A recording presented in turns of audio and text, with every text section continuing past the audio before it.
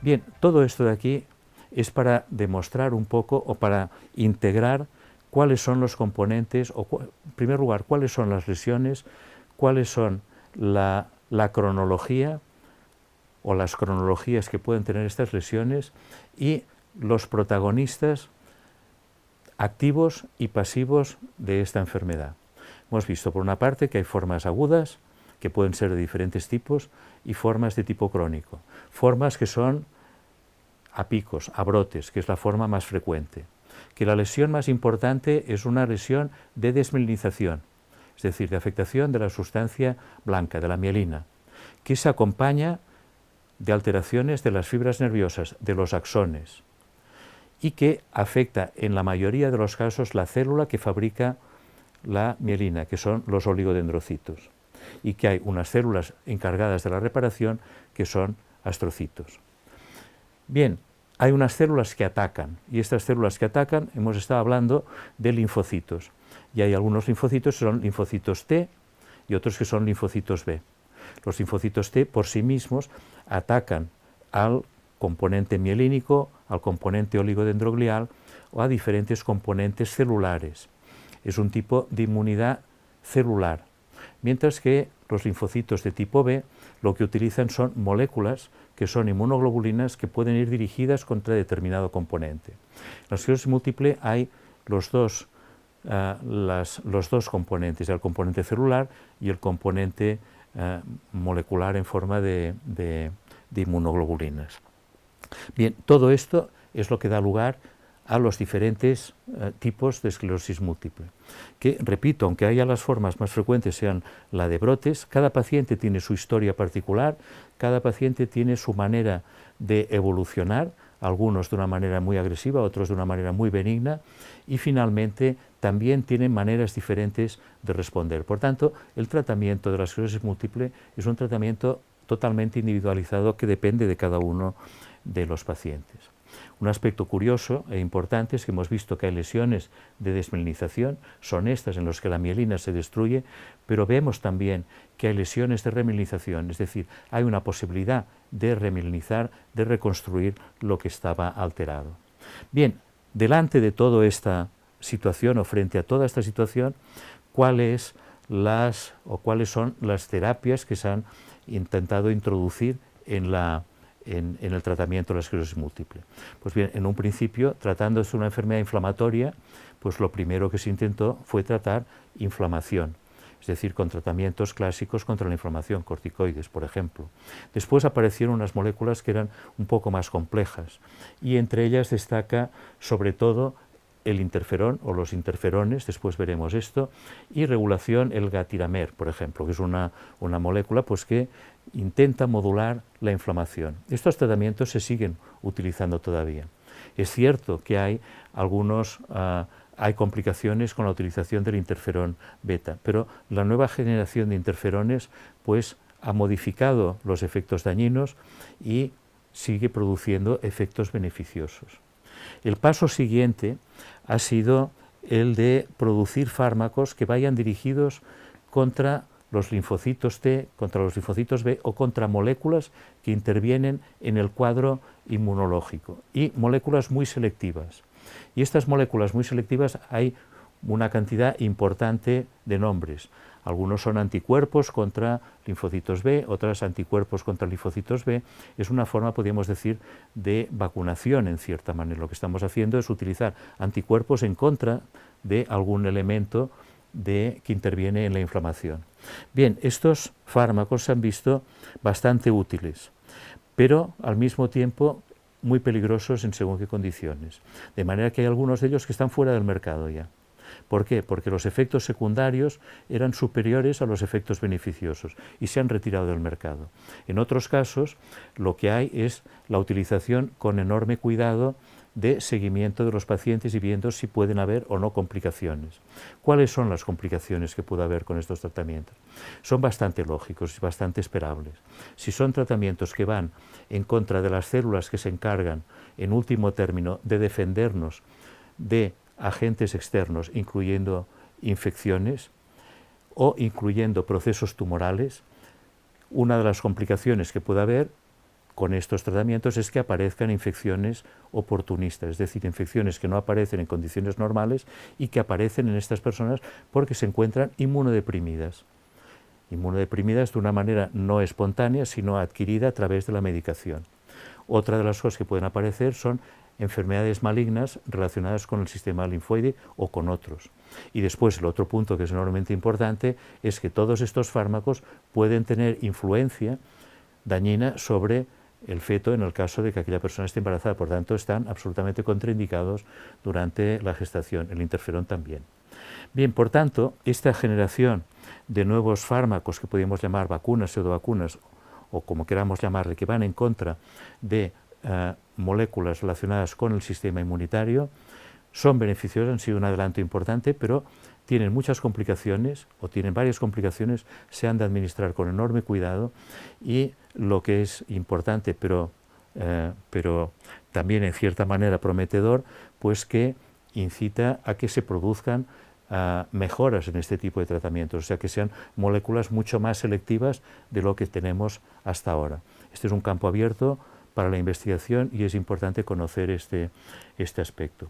Otro punto que es importante también es la utilización de fármacos que favorezcan la regeneración del sistema nervioso. Y hay algunos fármacos poco sofisticados, en cierta manera, entre los que están las estatinas, por ejemplo, y otros, que lo que hacen es favorecer la regeneración desde un punto de vista un poco general. Y son beneficiosos estos fármacos, pero hemos de tener en cuenta cuáles son las limitaciones. Tienen limitaciones, o sea, el efecto no es de curación ni de una mejoría muy importante. Por eso hay otros tratamientos que parece que son muy prometedores, y dentro de estos están los trasplantes. Uno de ellos es el trasplante de médula ósea, que ha sido transformado y mejorado con lo que llamamos el trasplante hematopoyético autólogo de células madre. Y esto quiere decir que se obtienen células del propio individuo, se lavan de los elementos nocivos y se vuelven otra vez a trasplantar a aquella persona. Una vez hemos eliminado los elementos nocivos que facilitan la producción de la esclerosis en placas. Es decir, producimos un sistema inmunitario nuevo partiendo de células del propio individuo. De manera que no tenemos problemas de rechazo, porque son las propias células del individuo y por tanto no hay una respuesta en contra. Y estas células tienen la capacidad de transformarse en células de diferentes tipos, algunas células inmunitarias, otras veces pues lo que se hace es transformarlas, algunas de estas células, también hay diferentes modelos en las que se transforman en precursores oligodendrogliales y se pueden inyectar, al menos de momento en animales de experimentación, favoreciendo que se puedan producir oligodendrocitos, de manera que favorecemos la regeneración del sistema nervioso. O sea, por una parte reducimos la inflamación, este sería un componente, y por otra habría otra línea de pensamiento y de desarrollo, que sería el favorecer células que permitirán una mejor regeneración del sistema nervioso. Hay otras cosas como es el recambio plasmático, que se ha venido utilizando como en algunas enfermedades autoinmunitarias en condiciones muy especiales, y tratamientos de acompañamiento, la vitamina D, por ejemplo, se ha visto que hay un déficit de vitamina D. Y otro punto que igual valdría la pena señalar también son tratamientos sintomáticos. ¿Por qué? Los tratamientos sintomáticos, muchas personas que tienen esclerosis múltiple se quejan muchas veces de síntomas enormemente molestos y que en principio no quedan contemplados con estos tratamientos globales. Se llaman sintomáticos porque lo que van es a intentar corregir alguna alteración clínica concreta. Por ejemplo, pues hay personas que tienen una espasticidad muy grande, quiere decir que les cuesta o les costará mucho caminar porque tienen una enorme rigidez en las extremidades. Pues bien, mezclas de cannabinoides, por ejemplo de Sativex, el Sativex es un producto que va muy bien para la espasticidad en la esclerosis múltiple. Es un tratamiento, que se basa en la presencia de endocannabinoides propios y que los pasamos externamente en forma de un tratamiento farmacológico. Otro sería el tratamiento relacionado con endorfinas. sería otro tratamiento. Otro tratamiento, otra condición, por ejemplo, es el intentar corregir la fatiga o la astenia, que aparece en una cantidad importantísima de pacientes, que quiere decir que prácticamente no se pueden levantar de la cama o les cuesta mucho. Cualquier movimiento, cualquier actuación física les supone una montaña. Esto de aquí no es por pérdida de fuerza muscular, esto es por un mecanismo central, y es un mecanismo que interviene una molécula que no tiene aparentemente nada que ver con todo esto, que es la dopamina. La dopamina se fabrica principalmente en la sustancia negra, sabemos que es una molécula que interviene, un neurotransmisor que interviene en cosas tan diversas como los movimientos o el control de movimientos. Su alteración determinada puede dar lugar a la enfermedad de Parkinson, pero también interviene en el control del humor y del estado de ánimo. Es un componente importante cuando falla de depresión. Pues se ha visto que las personas que tienen esclerosis múltiple y que tienen este cuadro de astenia responden bien a tratamientos con dopamina. Sin embargo, tratamientos de tipo anfetamina, como el rubifeno, de momento no parece que vaya a dar un resultado importante. Por tanto, estos tratamientos sintomáticos, que no vamos a discutir más en este momento, pues tienen una cabida importante para tratar aspectos muy concretos de la enfermedad. De cara al futuro, ¿qué es lo que nos espera al futuro? ¿Qué es lo que cabe esperar en el futuro? Evidentemente, una de las cosas es conocer mejor por qué se produce la esclerosis múltiple, porque en este momento sabemos que hay factores genéticos, factores ambientales, factores de clima, por decirlo de alguna manera, mucho más en el hemisferio norte que en el hemisferio sur, más en la mujer que en el hombre. Hay toda una serie de factores que no sabemos cómo funcionan. Hablamos de que hay células sensibilizadas contra la mielina o contra los oligodendrocitos, pero no sabemos cuál es la causa de todo esto. Por tanto, un aspecto importante en la investigación es saber qué pasa con la esclerosis múltiple, cuál es su causa o sus causas o sus múltiples causas, incluyendo las genéticas, incluyendo las adquiridas. Otro aspecto importante es, una vez sepamos, o paralelamente a saber cuáles son las alteraciones que producen esclerosis múltiple, tener fármacos cada vez dirigidos de una manera más selectiva a las causas iniciales de la enfermedad. De momento lo que estamos haciendo ahora es tener fármacos que van atacando puntos concretos. Hay antilinfocitos T, pero ¿por qué se han producido estos linfocitos T sensibilizados?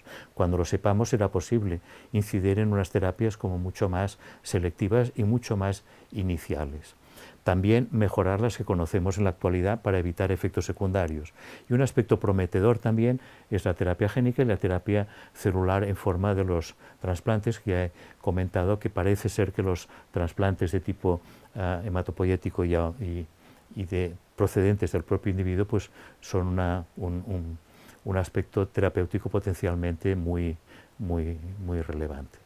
Bien, esperamos por tanto que en el futuro las condiciones en las que se encuentran las personas con esclerosis múltiple pues, que se vea enormemente mejorado con nuevas terapias.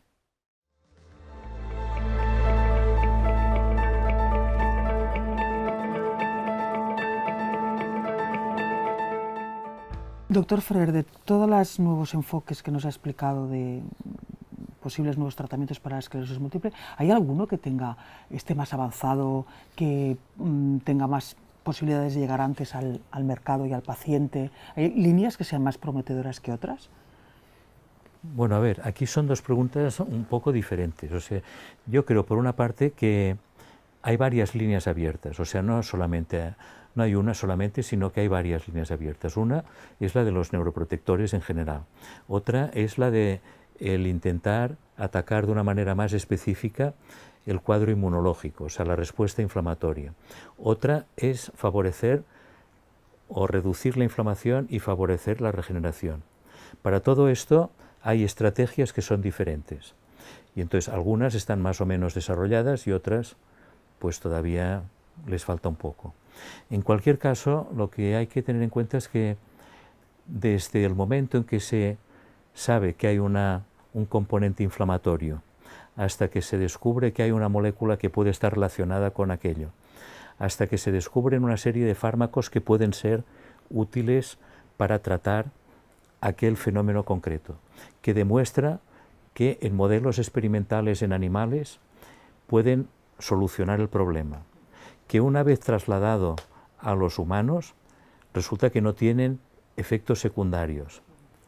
Todo esto pasa una cantidad enorme.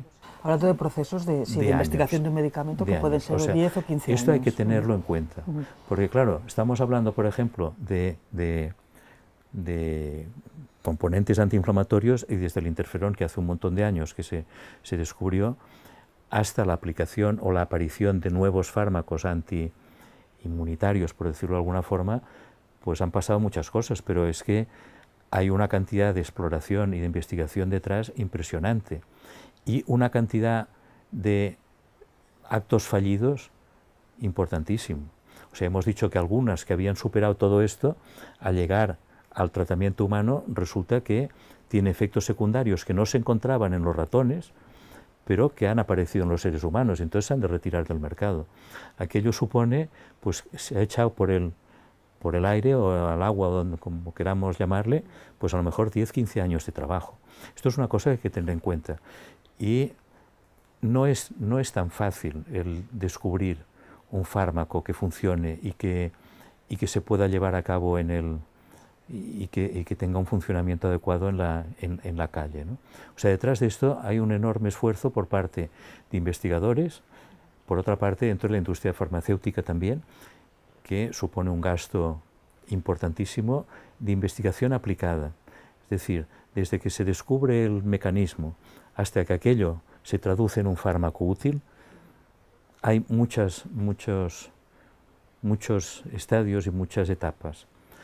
¿Cuáles son las que podrían ser más resolutivas a un plazo medio? Pues yo creo que la parte antiinmunitaria o inflamatoria es importante, pero no con los fármacos que tenemos en la actualidad, porque resulta que cuando intentamos destruir un proceso concreto, aquello está actuando no solamente sobre la esclerosis múltiple, sino sobre múltiples procesos normales en el organismo. Por tanto, estamos produciendo seguro efectos secundarios, más o menos graves, pero efectos secundarios. Por eso, el tener un conocimiento mejor de la enfermedad es importante, porque es que realmente el conocimiento que tenemos en la actualidad es insuficiente para poder aplicar fármacos más específicos. Lo que estamos haciendo es intentar parar golpes, pero no conocemos cuál es la causa real de la enfermedad. No la sabemos, entonces, bueno, pues intentamos solucionar las cosas lo mejor posible. Una de las terapias que es interesante es la de los trasplantes con células stem, por ejemplo. Esto no solamente es aquí, sino en otras enfermedades. Esto, de cara a la limpieza, podríamos decir, del sistema inmunitario, pues parece ser útil. Y hay otras enfermedades en las que ha demostrado ser enormemente útil. Por ejemplo, algunas formas de leucemia no se curaban y ahora son enfermedades curables precisamente utilizando técnicas muy parecidas, ¿no? Por tanto, este es un resultado esperanzador. ¿Todas las personas son candidatas a esto? Es una cosa que no se tiene ni idea, porque se está empezando a hacer y se está empezando a mirar cómo funciona. Que existen unos antecedentes que en otras enfermedades ha sido fantástico, es cierto. Que hay otras enfermedades que no ha funcionado, también es cierto. Por tanto, aquí no lo sabemos. Que es esperanzador, segurísimo. Esto yo creo que sería lo más importante, o sea, enfatizar que se necesita hacer investigación básica, que es importantísimo la combinación básica con la aplicada en la industria, porque evidentemente la academia no puede sostener los gastos que supone la producción de un fármaco y las farmacéuticas no pueden sostener un gasto que puede hacer la academia, en la que en la mayor parte de ocasiones no se descubre nada, porque lo hemos de hablar claro también.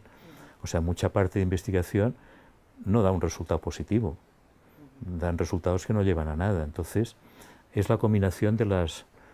Por un lado, esta combinación y digamos, empujar las líneas que tienen mejores resultados, ¿no? Que son más prometedoras, y por otro lado seguir investigando lo que son las causas de la enfermedad, ¿no? O sea, la combinación de las dos. Claro.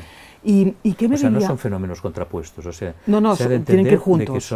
de que han de ir juntos. Han de ir juntos.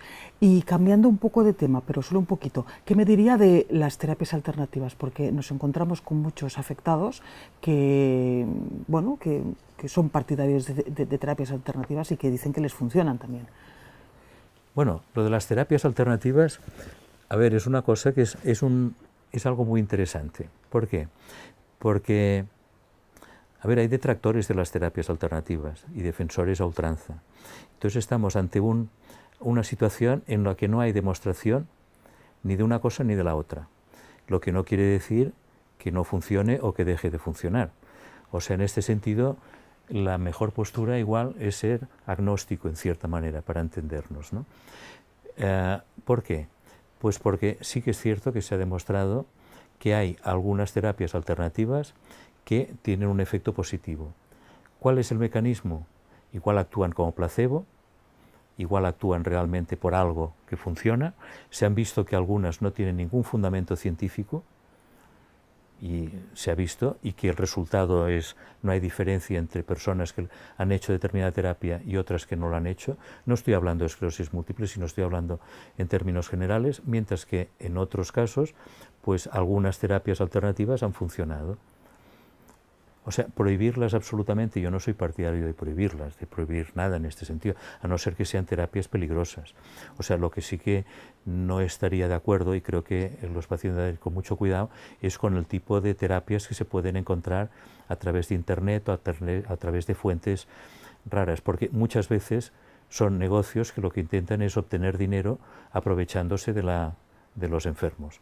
O sea, esto hay que tenerlo en cuenta, o sea que hay una cantidad de fraude importantísimo entre los fármacos que se pueden comprar y vender por Internet. Entonces hay que tener mucho ojo con este tipo de cosas. Esto es independientemente de que sea alternativa o no alternativa, sino que hay un fraude en la red y que se puede comprar lo que sea, con nombre conocido o sin nombre conocido. Pero fuera de esto, si una persona pues encuentra que aquella terapia que no es nociva en un principio pues le va bien, pues no hay nada en contra de poderlo hacer. Si es muy beneficiosa o poco beneficiosa, pues... Ahora, hay cosas que parecen bastante lógicas y que parece que funcionan. Por ejemplo, el hacer ejercicio, pues es una cosa que siempre va bien, y una persona con esclerosis múltiple que tiene un problema de motricidad, etcétera, cuanto más pueda moverse, mejor. Cuanto pueda más actuar su cerebro haciendo ejercicios de memoria, o hablando, o haciendo lo que sea, mucho mejor. Cuanta mejor sea la alimentación que tenga, pues mejor. Cuantas más vitaminas tome, incluyendo vitamina D y tomando el sol, pues mejor. O sea, son este tipo de cosas que a esto le llamamos alternativo. Bueno, o complemento, un complemento son del tratamiento más, que ya esté siguiendo con su médico. Por tanto, es poco de tener, o sea, no volcarse completamente a las medicinas alternativas desconocidas, porque a veces pueden ser perjudiciales más que beneficiosas, pero otra tampoco es una cuestión de estigmatizarlas, porque primero no sabemos cómo funciona la mayoría, y segundo, que algunas pueden funcionar bien, incluso aunque sea por efecto placebo. Pero es que el efecto placebo, a ver, en la vida normal, todos funcionamos por efecto placebo muchas veces, ¿no? Muchas veces funcionamos por la satisfacción de encontrarnos mejor y las cosas van mejor. Pues aquí funciona más o menos igual. Pues muchas gracias, doctor Ferrer.